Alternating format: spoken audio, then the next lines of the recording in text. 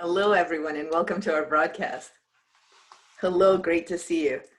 You usually see me as the host. Today, I'm the actual presenter and giving the presentation on bravery. So hello, I'll just wait a moment while everyone jumps on. Hello, hello. Looking forward to doing this with you. Just a moment as you all jump on the call. Hello, hello. Today's topic is bravery. Hello, everyone. I'm Senia, and you're watching our 20-minute daily work remote strategies. How can you be most brave right now in these times? And actually, the 3 strategies we'll do today about bravery are strategies that you can carry on beyond. So beyond today. I hope you have your glass of water, as I always recommend for a webinar. And let's get cracking. So bravery. Let's start with this. Would you please type into the chat, what is the bravest thing you've done this week? And I'd like you to consider just even small things of bravery, like speaking up for something or setting a boundary, as well as big things of bravery, like deciding what's important for you and what you're prioritizing. So let's see in the chat some of the things that you have been doing that are either small or big acts of bravery. And we'll see what you're saying with those. And as you start to type those in, let me give you a minute just to type.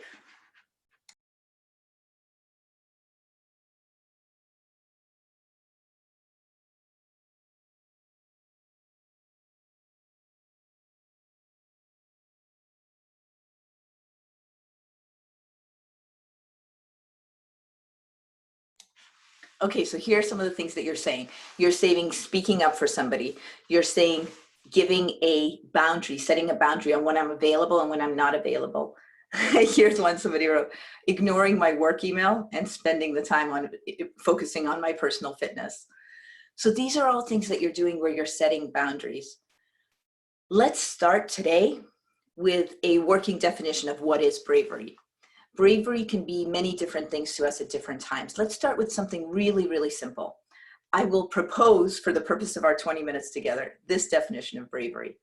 Bravery is doing what is right, even when it is hard. Bravery is doing what is right, even when it is hard. A lot of things can fit into that, into doing what is right, even when it's hard. It's right to set a boundary on your activities, even when it's hard. It's right to get enough sleep at bedtime, even when it's hard and that latest Netflix show is calling you. So bravery can be with respect to yourself, with respect to others. Let's go with this working definition for today. Bravery is doing what is right, even when it is hard. Today we're doing 3 things that you can walk away with. 1 is bravery in the past. 2 is bravery in the present, and 3 is bravery in the future. Using each of these, you should hopefully have things that you can reuse, use again today, tomorrow, and a month from now. Okay, let's start with bravery in the past. Each of us has a different way that we use bravery. For example, for me, if I think about the times when I've really done something that even I would call brave, not only other people might say is brave, I think of a couple of times when I've spoken up in newspapers, even in my high school and my business school newspaper, and in other public ways when I've seen that something is not right, when I've seen that something's going in a not right direction. So for me, bravery has been in that way.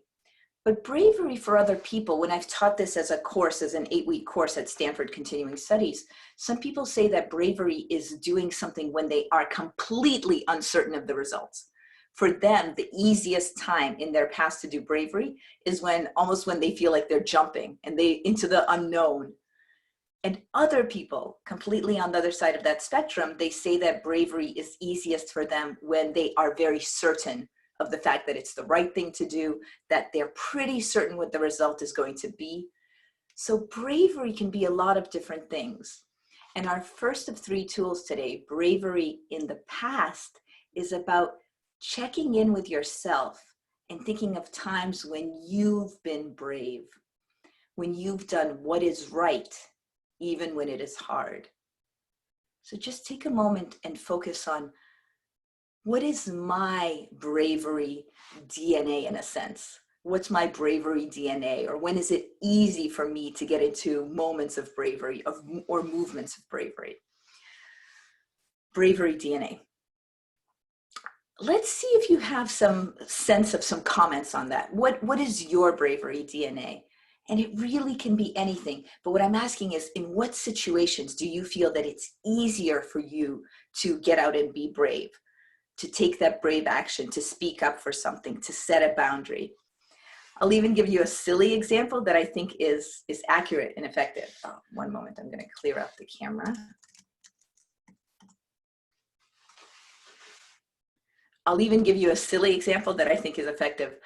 A colleague of mine who there are several assessments, but the VIA assessment and then the Strengths Finder assessment of strengths, a colleague of mine who has bravery in their top marks, said to me that he actually considers that bravery is when you're in a large crowded auditorium and you need to use the restroom, that you go. You don't kind of wait till the end of the class. And that seems almost trivial, but it's also you standing up for what your norms are, not what the social norms are. And the reason that I'm giving you small examples as well as big examples, like standing up for things you believe in or values or principles, is that bravery at those small levels is really the foundation step for bravery at the large levels. All right, so what are some of you saying? One of you is saying that it's easier to be brave when speaking up for a vulnerable population. You actually feel that you're helping that population. That makes sense. Another comment is easier to be brave when you're passionate about what you're saying or doing. Absolutely. So this is one of the tools. This is your bravery DNA. So if you find yourself in the future in a situation, let's say for this last person who wrote in, when you have passion around what you're doing, that might be an easier trigger for you to speak up, to take an action. So that's one thing, that's bravery in the past. And as a broad category about this bravery in the past, present, and future, I really think of bravery as something that you can invest in little chunks. And when you invest in bravery in little chunks, it can just keep increasing and increasing over time. Almost like you're investing your money in a bank. If you keep investing in taking little bravery experiments, maybe they'll grow over time and over time. I'm extremely interested in bravery. I think I usually want to be braver. It's in my top 5 when I do this character assessment, which I can put into the links below. But I actually think of other people who came before me who have done brave things. Like my parents moved to America from Russia when I was 6 years old and my younger brother was 4 years old. And then my parents had 2 more kids in America. So it's my younger brothers. So I think that was huge. You leave all your friends, everything you've known, and you move because you believe it's the right thing for your family, for freedom. So there are huge ways that we can take bravery actions. But sometimes in order to take those huge actions, we need to have that smaller basis. So that's why we started with, what are big or small actions that you've taken in the past? Now let's look at bravery in the present. Bravery in the present is about being ready. So I think about this as being at your readiness. What does that mean? Right now, even just if you're at a standing desk or if you're at a sitting desk and want to stand to do this experiment with me, if you are standing, and you can't see my feet, but if you are standing with your feet together, I'm with my feet together right now. You I could knock you over if your feet are together. Now, if you're standing with your feet a little bit further apart and maybe your knees are bent a little bit, it's going to be a little trickier for me to knock you over. And that's a very simple example of you in the present and what can set you up physically for being a little more ready to be on. Bravery is like that. So feel free to sit down if you actually did that with me, which I appreciate, if you stood up and tried feet together and then feet separated. Bravery is like, since we got into the physical thing on our point 2, bravery in the present, let's actually do a stretch together. So stretch your arms as wide as you possibly can. Just really stretch your arms wide and kind of stretch one arm further back and stretch the other arm further back. And feel when you do this, especially now in these times of the coronavirus, just feel your lungs expand, feel your body expanding. If you are in this more expanded, in this more ready state, you're probably a little readier than if you're in this, which we all are and have been, in this hunched over sitting at your keyboard state. So there's something about your physical readiness and being ready for a brave action to happen, even if that brave action may be speaking up. Here's my example of bravery in the present, and then I'd like you to think of what is yours, what leads you to more ability to be brave in the present. There's a whole series of books by this author who talks about fear and how there's a benefit to fear. And he's worked as a security guard for many administrations and many celebrities. And this is an example that I love. Suppose all of you on the call today, suppose you one day become this really famous celebrity. Well, when you do, here's a mistake that you should not make. Do not do this. If you are a famous celebrity, do not, let's say you have security detail, do not ever give your coffee cup or your notebook or, God forbid, your purse or your bag to the security detail. Why? Because security detail are always at the ready. They're always on alert. They're there. They're ready. And this little distraction from them scanning the room, from them being at attention, is a big distraction. It's an extra thing for them to do, even if it's just hold your notebook. So should you become this huge, famous, incredible celebrity, just remember what I taught you today, which is all about, hey, let your security detail do your security detail work and let them be at the ready. So if security detail, if for them, having a distraction as small as a notebook is a distraction from their work and a distraction from their readiness, what can we all do to be most at the ready for bravery situations? And I'll tell you mine. Mine is sleep. When I get enough sleep, when I go to bed pretty much right after the kids have gone to bed, when I go to bed that early, I am much more at the ready the following day. Other people say that for them, it's getting some moments of meditation throughout the day that makes them more alert and more ready. What is yours? So would you please type into the chat? You can type it to me or to all the attendees. What is your at the ready? What makes you most calm and prepared, but also ready to take action? Whether it's a physical action or it's a speaking up for something action or setting a boundary, what are your things to be at the ready? Again, working on our bravery in the present.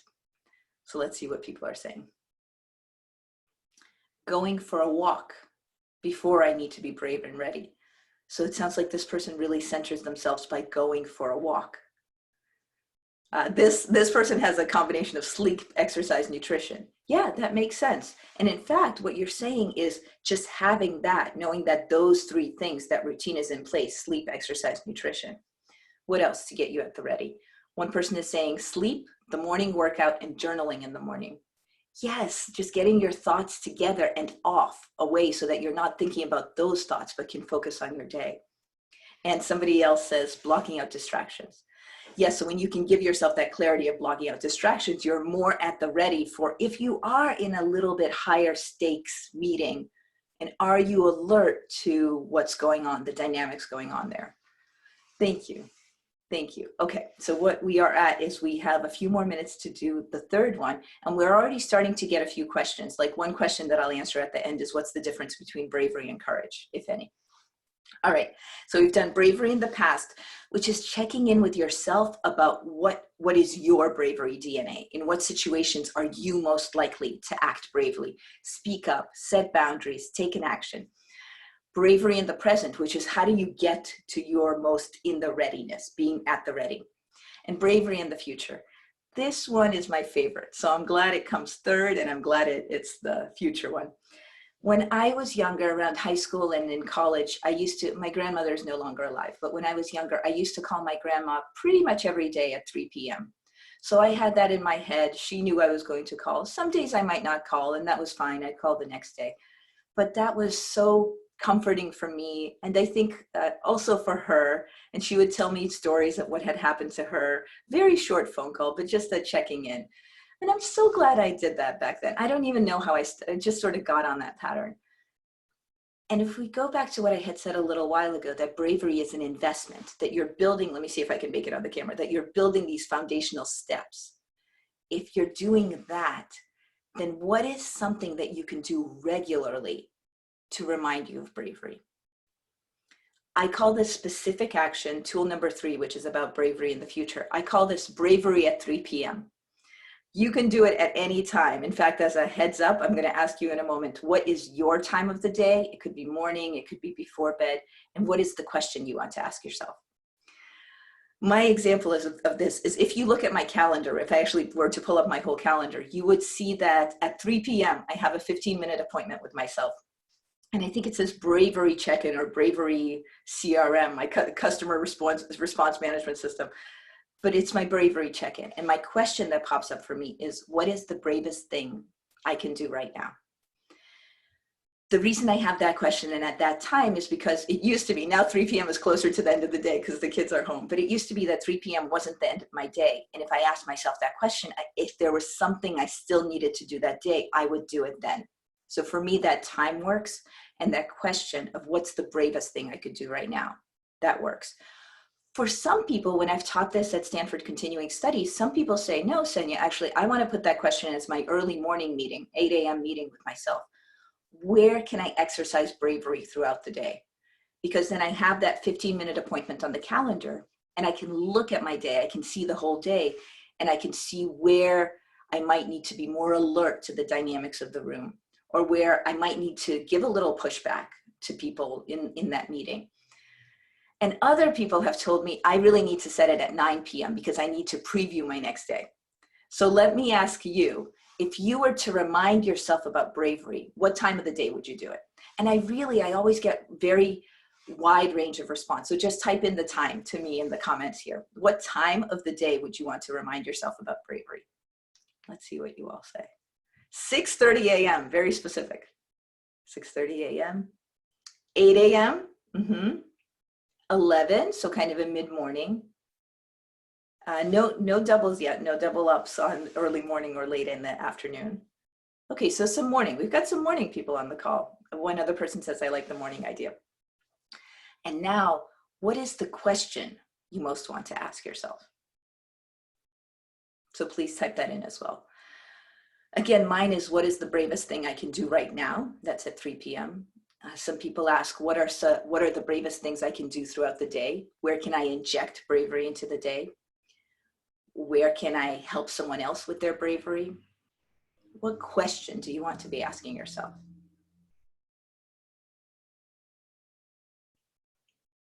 Okay, so a little bit of reviewing the day. Where have I been bravest? That's super. There's a lot of nice research on the three good things, which is about reviewing what's worked well, where you kind of almost are patting yourself on the back for what's been working. So one person is saying, the question is, what is the most useful, most valuable, and most powerful thing I can do right now to move the work forward? I love that question. I'm going to read that one again. I actually reversed the order. What is the most valuable, most useful, most powerful thing I can do right now to move the work forward? That's energizing. I could relate to that. A few of you are saying, in what situations, meetings, or calls can I exercise bravery today? In what situations can I exercise bravery? Oh, wow, this one's very deep. How can I make it matter? How can I make a difference? Exactly. You may not need to use the word bravery. Your question may be about, how can I reach out to help someone? Because that may be a brave action. So for example, this person went broader. How can I make it matter? And the last question I'll read is, where can I be brave today? What's the bravest thing I can do? So I'm going to summarize the three things, and then we'll come to the conclusion of the 20-minute part, and then we'll have the Q&A. Bravery, the working definition we're using today, is bravery is doing what is right, even when it is hard. Bravery is a set of investment steps over time. So each time you try it out a little bit, it's like you're getting that bravery muscle going. And the 3 specific tools today we did are bravery in the past, bravery in the present, and bravery in the future. Specifically, what is my bravery DNA, and in what situations can I be most brave? In the present, how can I be at the ready? My sleep, my meditation, my morning journaling, how can I be most at the ready? Like that security detail. And you're gonna thank me for that. When you become a celebrity, you're gonna know about the notebook.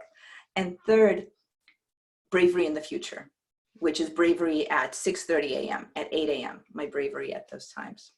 Thank you so much. It's been a pleasure to be with you. And we look forward to seeing you again on our daily calls. We're always here at 11 a.m. Pacific. All our best. Okay, I am open to questions. So here's a question I got before. I got 2 before, so I'll answer them. Please feel free to take off. Where our goal is to make this 20 minutes, but for the next about 8 minutes, I'll also answer questions. Oh, somebody had written in a different section, what can I do to make it a better day? That makes a lot of sense, especially in these times. So here's a question that had come in. The question had been, what is the difference between bravery and courage? I don't make a huge distinction there, but people in the literature do make some distinction, and they make it a little bit of a thinking versus feeling distinction, which I truly don't really buy, but I'll tell you what that distinction is.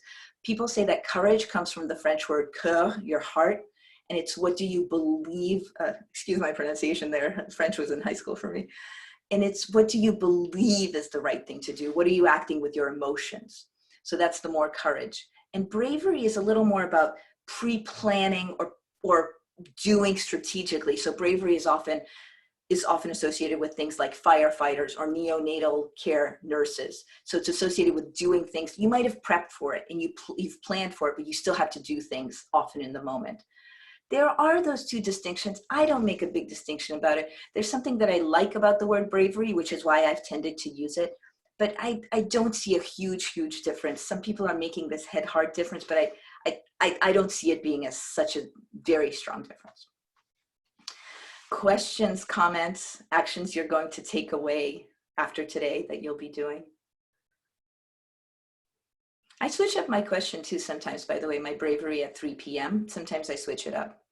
Like CRM was important for me for work at some point, so I switched it up to being brave in CRM. In terms of reaching out to new customers.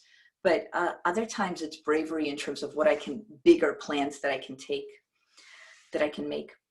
In fact, as you're giving some comments in terms of what's important for you, what you're taking away, I found, this is not directly related to bravery. I found that when I've coached the more senior leaders of the leaders that I've coached, so people who are in business terms, VPs or SVPs, they have often had, as some part of our ongoing coaching discussion, what is important between short-term deliverables and long-term deliverables. It's like they're constantly weighing that in their heads, the short-term versus the long-term.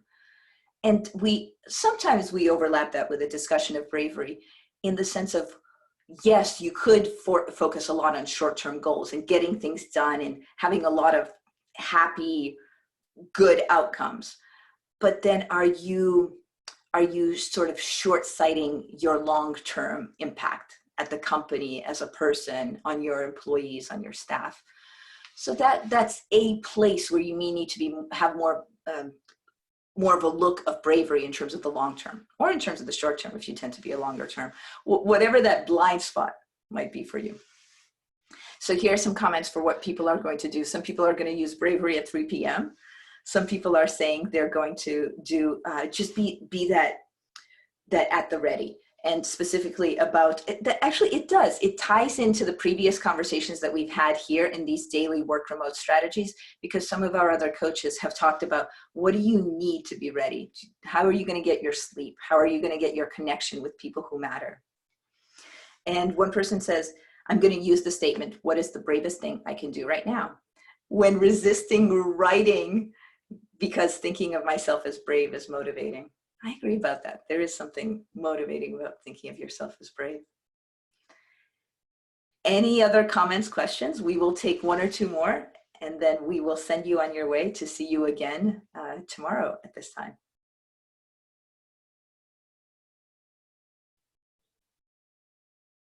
Okay, thank you as well. Thank you as well. Thank you. Coming up this week, we have We have how to make your best day ever, and that's with Eileen Schaefer. And then we have communicating for deep learning with Kelly Beischel later in this time. Thank you so much. It's been such a pleasure spending the time with you, and we look forward to seeing you again. You will see me. I'll be introducing the speakers tomorrow and the next day at 11 a.m. Pacific. All our best. Be well, be well. Go forth into this working remote world with bravery, with confidence. It's been really fun spending time with you. Take care.